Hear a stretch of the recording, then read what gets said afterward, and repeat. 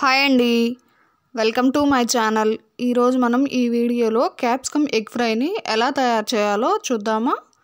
ముందుగా నేను ఇక్కడ 2 క్యాప్సికమ్ని తీసుకుంటున్నాను, అలాగే 2 ఎగ్స్, ఒక చిన్న ఆనియన్ని, అలాగే 2 పచ్చిమిర్చిని ఇలా చిన్న ముక్కలుగా కట్ చేసుకొని పక్కన పెట్టుకుందాము. ఇప్పుడు స్టవ్ ఆన్ చేసుకొని ప్యాన్ పెట్టుకొని ఇందులోకి 2 టేబుల్ స్పూన్ అంతా ఆయిల్ని వేసుకుంటున్నాను. ఇప్పుడు ఇందులోకి 1/2 టీ స్పూన్ అంతా జీలకర్ర, అలాగే ఆవాల్ని వేసుకుంటున్నాను. వీటిని కొంచెం ఫ్రై అవ్వనివ్వాలి.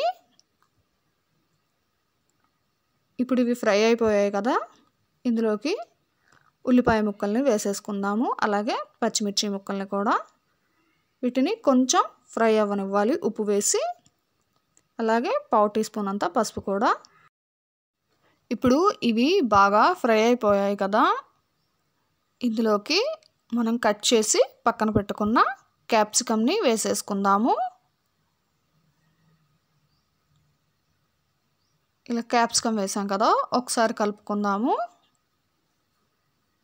ఒక 2 మినిట్స్ పాటు ఫ్రై చేసుకోవాలి.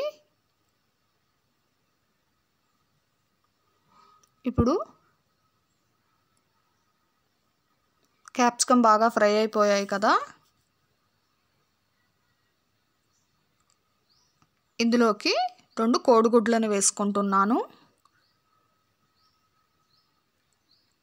ఇలా ఈ విధంగా వేసుకున్నాను కదా, ఇప్పుడు మూత పెట్టేసి ఒక 2 నిమిషాలు అలాగే ఉంచాలి. ఇప్పుడు ఒకసారి మూత తీసి చూద్దాము. ఎగ్స్ కొంచెం కుక్ అయ్యాయి. ఇప్పుడు ఒకసారి అంతా క్యాప్సికమ్కి కలిసే విధంగా కలుపుకోవాలి. అడుగంటకుండా ఒక 2 మినిట్స్ పాటు ఇలా కలుపుతూ ఫ్రై చేసుకోవాలి.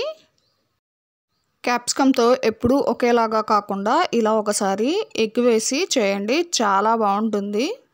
ఇందులో విటమిన్స్ కూడా పుష్కలంగా ఉంటాయి. పిల్లలు కూడా చాలా ఇష్టంగా తింటారు. ఇలా ఒకసారి తప్పకుండా ట్రై చేయండి.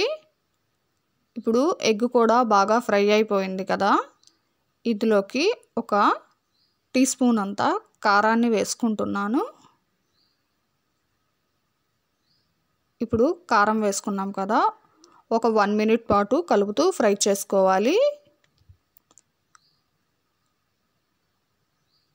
ఇప్పుడు మన క్యాప్సికమ్ ఎగ్ ఫ్రై రెడీ అయిపోయింది కదా, ఇందులోకి కాస్త కొత్తిమీరని చల్లుకొని స్టవ్ ఆఫ్ చేసుకొని సర్వింగ్ చేసుకుందాము. అంతేనండి, ఎంతో టేస్టీగా యమ్మీగా ఉండే capsicum egg fry recipe ready. మీకు కనుక ఈ రెసిపీ నచ్చినట్టయితే లైక్ చేయండి, షేర్ చేయండి, సబ్స్క్రైబ్ చేసుకోండి. Simply thoughts by Anu. Thank you for watching everybody.